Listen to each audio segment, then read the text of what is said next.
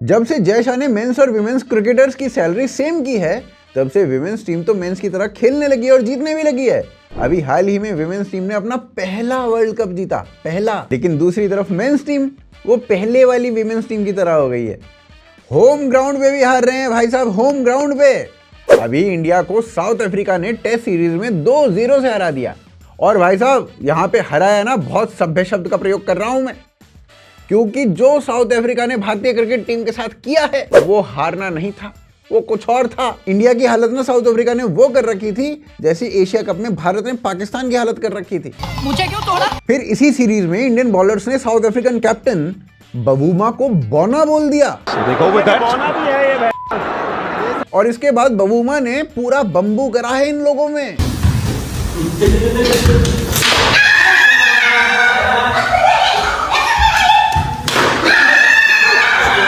ऊपर से इंटरव्यू में बुमराह को पेला वो अलग। Call me pocket size, call me shorts, call me John the Don, whatever you want. I don't care.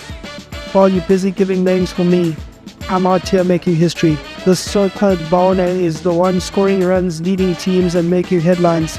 Bumrah, you named me Bona, and people says, how na hidafta hai. So Lord Bumrah is the god. फिर India की हार के बाद सबने गौतम गंभीर को target किया।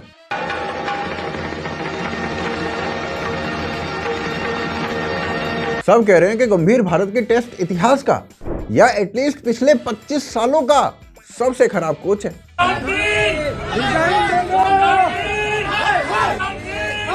पर साले सब के सब गलत हैं और ये मैं ना स्टैट्स के साथ प्रूव कर सकता हूं। कुंबले जब कोच थे तो इंडिया ने 17 टेस्ट मैच खेले, 12 जीते, 4 ड्रॉ करे और 1 हारा। Win percentage 70। राहुल द्रविड़ जब इंडिया के कोच थे तो उनके अंडर 24 टेस्ट खेले गए, 14 जीते, 7 हारे। Win percentage 58%। रवि शास्त्री के अंडर इंडिया ने 46 टेस्ट मैच खेले, 28 जीते, विन परसेंटेज ऑलमोस्ट 61% की थी।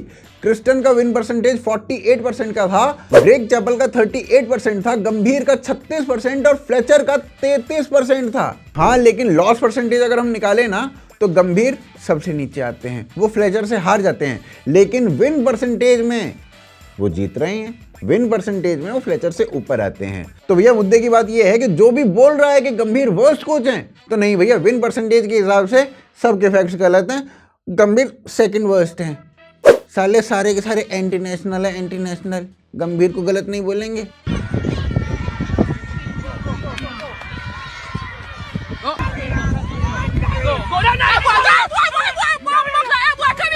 मुझे तो भाई साहब कई बार ये लगता है कि एक प्लेयर था, जब वो कैप्टन बना तो उसने टेस्ट में इंडिया को नंबर 1 टीम बना दिया। उसने रेड बॉल क्रिकेट को प्रायोरिटाइज किया।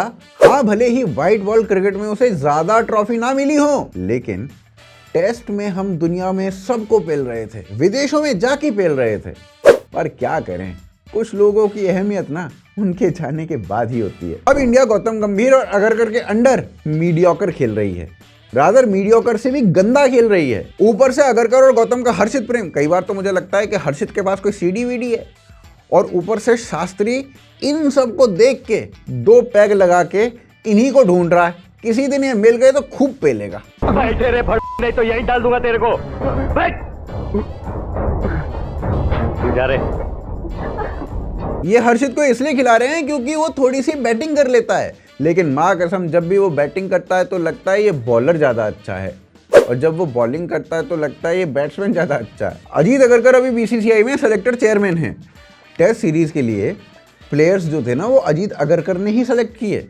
मैं आपको अजीत अगरकर के पहले टेस्ट रिकॉर्ड दिखा देता हूं जी कुछ। 7 wickets for 63, one of which was Ajit Agarkar.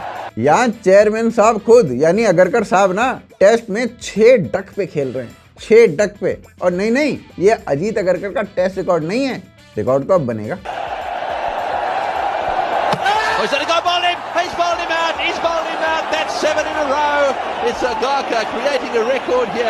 फिर अजीत अगरकर 7वीं टाइम डक पे आउट होके ऐसा रिकॉर्ड बनाते हैं जो आज भी सेकंड नंबर पे है। ऊपर से यही अजीत अगरकर रोहित और विराट के 2027 के ओडीआई वर्ल्ड कप के बीच में भी बिच्छू बने बैठे हैं। See Virat Kohli and Rohit Sharma in the 2027 ODI World Cup squad.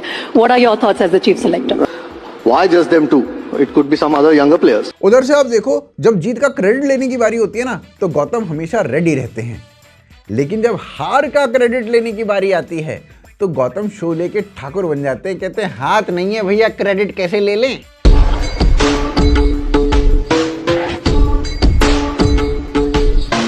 गंभीर से जब साउथ अफ्रीका से हार के बारे में पूछा गया तो भाई साहब बोले मैंने इंग्लैंड में जाके तो रिजल्ट दिए थे। अरे भाई साहब, इंग्लैंड में सीरीज ड्रॉ हुई है, हम जीते नहीं थे। ड्रॉ होने को अगर आप रिजल्ट देना बोलते हो तो आपकी सोच बहुत मीडियोकर है भाई साहब। इंडिया ने गंभीर के अंडर केवल बांग्लादेश और वेस्ट इंडीज को सीरीज में हराया है, बाकी किसी टीम से इंडिया जीती नहीं है। और भाई का एटीट्यूड ऐसा है कि गाली एक कोहली को दे देता है। गौतम गंभीर और अजीत अगरकर को देखने के बाद कई बार मुझे ये लगता है कि हरभजन ने काश उस दिन श्री संत को थप्पड़ नहीं मारा होता। और भैया जिस हिसाब से गौतम गंभीर चल रहे हैं ना, मुझे लगता है कि थोड़े टाइम में गंभीर हार का पूरा इल्जाम कांग्रेस पे न डाल दें। भाई ने तो प्लान तक बना लिया था ऐसा करने का। फिर किसी ने बाद में बताया अबे तुम बीजेपी छोड़ चुके हो, यहाँ क्रिकेट की बात हो रही है। अब मुझे समझ में आ रहा है कि जब बीजेपी ये भाई साहब छोड़ रहे थे तो बीजेपी वालों ने गौतम को गंभीरता से क्यों नहीं लिया।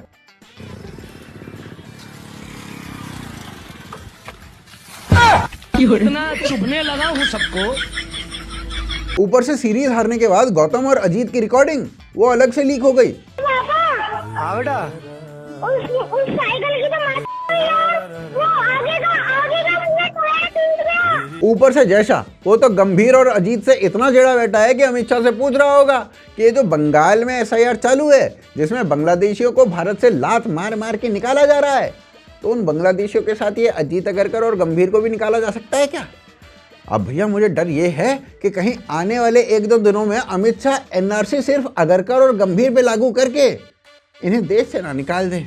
और ये सब देख के ना बाबर आजम ने कहा मुझे इंडियन टीम का कोच बना दो। नहीं, बाबर की बात सही भी है। बाबर कह रहा है कि अगर हर बार क्रिएटिव तरीके से टीम को हरवाना ही है तो मुझे कोच रखने में क्या बुराई है, बहुत कम पैसों में सेम काम डिलीवर कर सकता हूं मैं तो।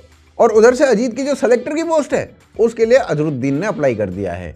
बोला कि देखो मैच तो हम अभी भी हार रहे हैं, मैच हम तभी भी हारेंगे तब कम से कम पैसा तो कमा लिया जाएगा फिक्सिंग करके। ऊपर से पता नहीं क्यों सचिन द लेजेंड बैट की ग्रिप हाथ में लेके इन दोनों को ढूंढ रहे हैं, समझ में नहीं आ रहा है क्यों। अरे बेड़िया, बैट का ग्रिप निकाल के ना सीधा बैट तेरे घर में घुस के मारना, ये कहावत हम सब ने सुनी है। बस यही किया है साउथ अफ्रीका ने भारत के साथ। ऊपर से साउथ अफ्रीका का हेड कोच वो ये स्टेटमेंट दे देता है। यहां मैं ग्रोवल का मीनिंग आपको बता दूं, घुटनों पे ला देना। और वहीं इंडियन कोच गंभीर, उसका एटीट्यूड देख लो भाई साहब। हाँ, कई बार ऐसा लगता है क्योंकि आप जब खुद कुछ नहीं जीते होते तो आपको ये लगता है कि जिस टीम के आप कोच बने वही सबसे अच्छी टीम है। We have won today after 71 years. I'd like to live in the present and salute my captain for being the captain of the team that beat Australia for the first time in Australia. Ravi Shastri और कोहली ने जो test के standards high किए थे ना, उन standards को गंभीर अपने घर की स्कूटी समझ के OLX पे बेच आया है। तुमसे ना हो पाएगा। इंडिया की ऐसी हार, वो भी टेस्ट में देख के, वो भी घर में देख के, कोहली अपने पुराने फॉर्म में दिखे और लंदन से इंडिया की टिकट भी करवा लिया।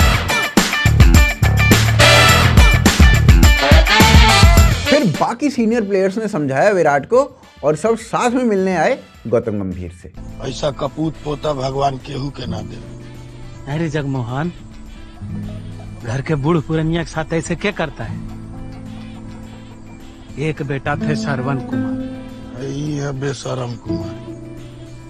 परिवार का नाम बुरा दिया है याद। जिसके बाद गौतम ने इन सबको समझाया कि मैं तो बस कोच हूं, सेलेक्टर को देखो।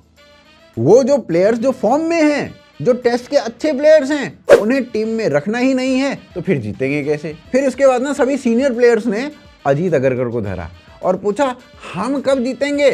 तो अजीत का कहना था कि देखो भैया, मेरे नाम में जीत है लेकिन मेरे सरनेम में अगर भी है। अजीत अगरकर का कहना है कि भैया मुझसे जीत की उम्मीद थोड़ी कमी रखो। और गौतम गंभीर, वो तो हमेशा से ही धोनी से थोड़ा सा चिढ़ते रहे हैं क्योंकि गौतम धोनी की तरह ग्रेट फिनिशर बनना चाहते थे। एज अ प्लेयर तो वो ये अचीव नहीं कर पाए, पर एज अ कोच वो फिनिशर बन के ही रहेंगे। वो पूरी टीम को फिनिश करके मानेंगे भाई साहब। और अगर आप में से किसी ने ये टेस्ट सीरीजें मिस कर दी है, जो कि एक्चुअली कर ही देनी चाहिए थी, तो जाते जाते ना लास्ट मीम मैंने रखा है, इस मीम को देख लोगे पूरी सीरीज आपको समझ में आ जाएगी कि उसका क्या कंक्लूजन था। अबे कौन है बे तू? प्रधानमंत्री?